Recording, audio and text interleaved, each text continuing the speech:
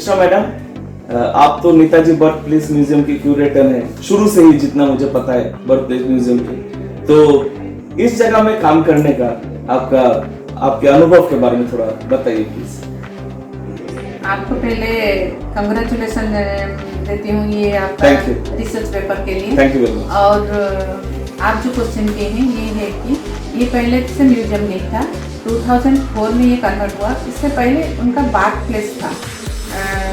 नेताजी का जन्म स्थान संग्रहालय बनाने के लिए पहले तो हमारे यहाँ पर अटल बिहारी वाजपेयी जब पीएम थे तो हमारा प्रस्ताव गया था और उनके टाइम में ही ये स्टार्ट हुआ। 2002 में आज असिस्टेंट क्यूरेटर अपॉइंटमेंट हुई।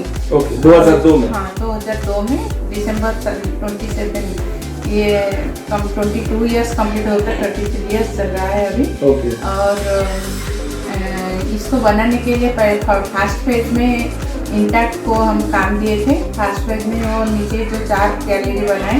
ओके। और सेंट्रल गवर्नमेंट हमको हेल्प किए थे, कुछ फाइनेंशियली हेल्प किए थे। और स्टेट गवर्नमेंट का ये जो लैंड था इसीलिए तो उनको हमारा तो ये शेयर था, लैंड जो शेयर था। तो सेंट्रल गवर्नमेंट जो हमको फाइनेंशियली हेल्प किया था, उससे पहले फर्स्ट फेज में 4 गैलरी हो गया। और सेकंड आप जो देख रहे हैं अपस्टेयर जो गैलरी है, हाँ। ये सेकंड फेज में हुआ, जिसमें बाथरूम है। हाँ, बाथरूम इंक्लूड हुआ था फर्स्ट फेज में। मगर उसका थोड़ा काम था, उसका रिनोवेशन हुआ और उसके सेकंड फेज में ये काम हो गया। और पूरा टोटली ये 2005 में पूरा काम हो गया था। और 2005 से मैं लेकर आज तक मैं काम कर रही हूँ as assistant curator, then curator. और state government, central government, trust सब हेल्प करते हैं हमारे काम में। और ये जो काम होता है ना, नेताजी के ऊपर और रिसर्च होना चाहिए। बिल्कुल, मेरा एक्सपीरियंस जो बोल रहा था, नेताजी के ऊपर और रिसर्च होना चाहिए और प्रोपागेशन होना चाहिए, सबको मालूम होना चाहिए। बिल्कुल।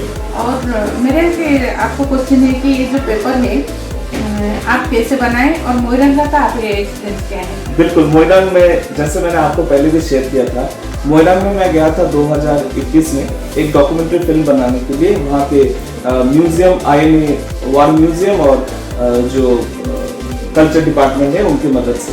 इसके बाद मैंने उन्हीं तथ्यों को लेके ही मैंने एक रिसर्च पेपर तैयार किया। ज़्यादा बड़ा नहीं है, 30 पेजों का है, 29 पेजों का ही है।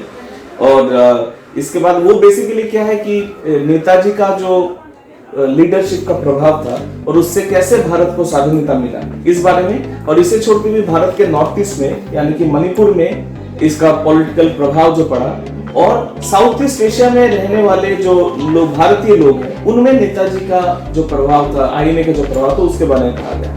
मैंने जब इस बारे में हमारे जर्नलिस्ट, बांग्लादेश के जर्नलिस्ट और नेताजी एडमायरर अशरफुल इस्लाम जी को पढ़ा, उनका ही एक ऑर्गेनाइजेशन है international centre for Netaji Subhash ideology, Dhaka Bangladesh.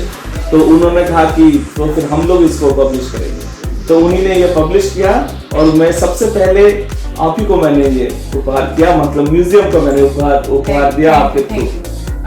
Keep it in our library for our research person. Thank you.